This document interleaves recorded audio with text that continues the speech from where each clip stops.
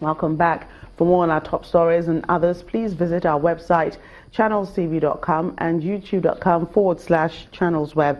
You can also watch us on the go on your mobile device. Log on to m.channelstv.com to do that, or download the Channels TV app for Android, iOS and Windows phones from their respective stores.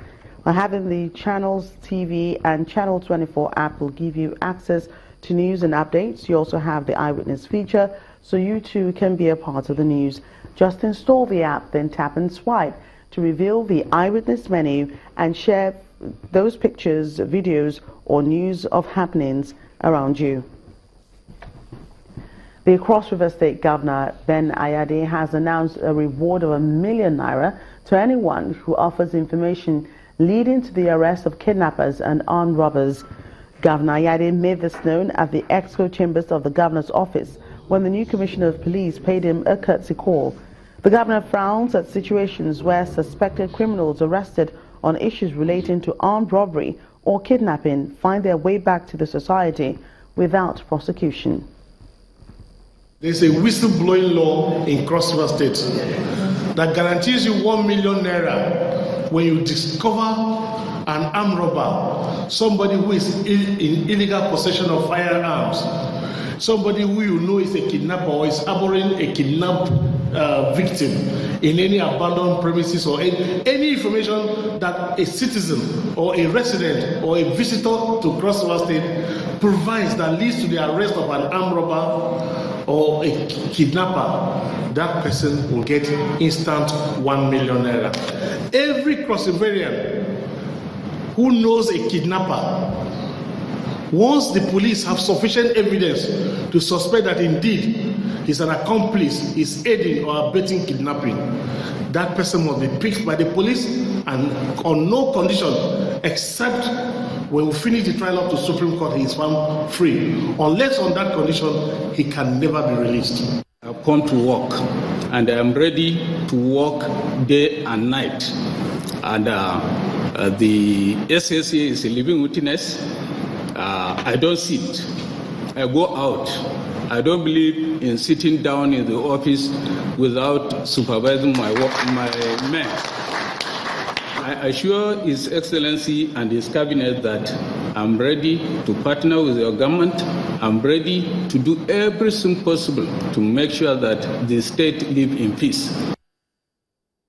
Now to health issues. Ogun State Government has launched the final stage of its community-based health insurance scheme called Araya. The scheme, which provides free quality healthcare services to residents, especially pregnant women and children up to the age of 5, aims to reach 1.5 million people in various local government areas. At the launch in Remaland, the Commissioner of Health, Babatunde Ikpaye, says the scheme, which is being scaled up, will deliver better services to the people.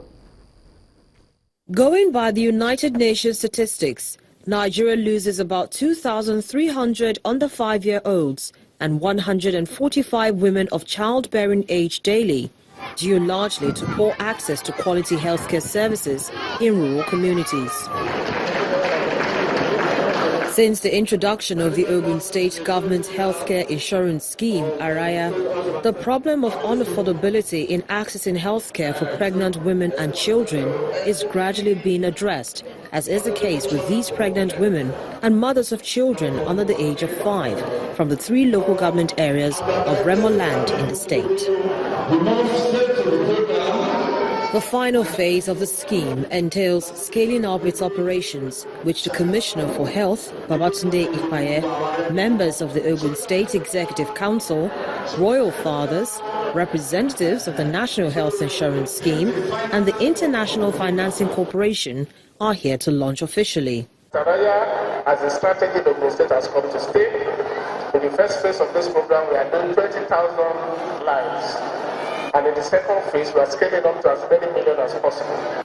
Partners of the state government on the projects are the NHIS and IFC, who promise to make the program's objectives a reality. The IFC World Bank will continue to support Ogun State to ensure that we reach the end of the goal, which is we will not rest until feel everyone in Ogun State is covered under some form of health insurance scheme. With the official launch of the scheme Scale Up, beneficiaries are given their registration cards, which gives them access to free medical care anywhere in the state.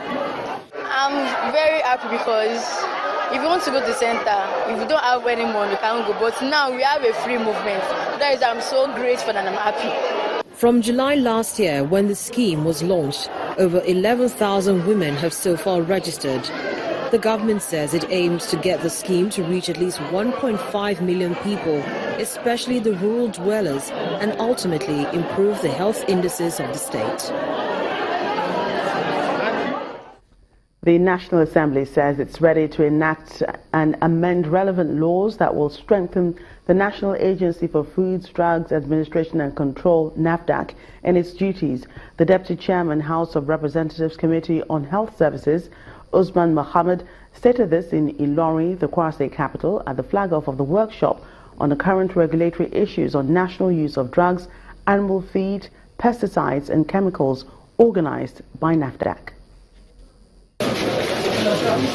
For over 2 decades, the National Agency for Food, Drugs Administration and Control, NAFDAC, has been engaged in various battles to stamp out suspected peddlers of counterfeit items. To ensure its efforts on the field are not in vain, the agency has gathered stakeholders in the health, food and beverages sectors in Ilorin, the Kwara State capital, to discuss new trends and regulatory laws. Highlighting the challenges the agency faces, the Director General of NAFDAC wastes no time in reading out the Riot Act.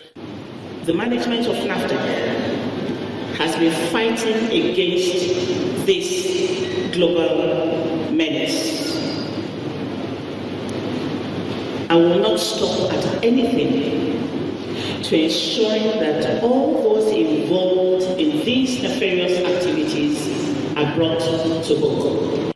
Throwing its weight behind NAFDAC is the Kwara State government, with the Secretary to the state government calling for stiffer sanctions. The activities of individuals, especially in the health sector, have led to life-threatening health situations and avoidable loss of lives.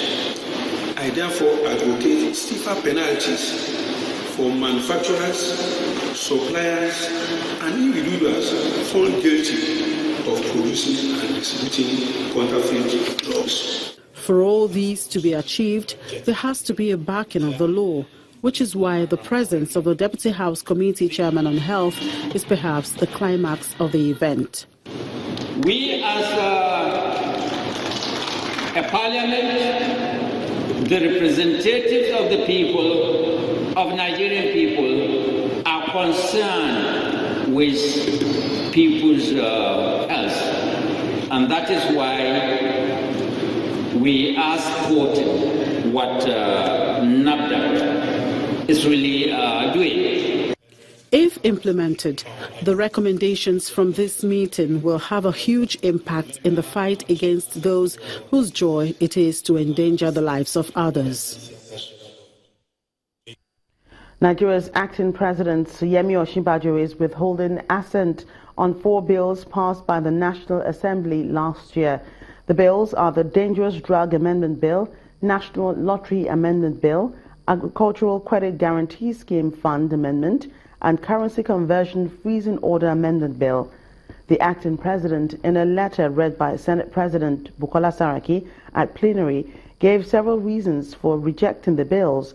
According to him, the Dangerous Drug Amendment Bill was rejected because of certain words and phrases that may be inconsistent with the principal act and the spirit behind the amendment. The National Lottery Amendment Bill was rejected because of pending legal challenges on the competence of the National Assembly to legislate on the matter. But in a swift reaction, a federal lawmaker, Senator Dino Melaye, argued that the acting president and indeed the executive does not have the powers to reject bills passed by the National Assembly. Senate President Bukola Saraki said the matter would be referred to the legal department at the National Assembly. When we come back on the program, residents of Otapo in Anambra State protest against the continued blackout in their area. Facts and process in a moment. Stay with us.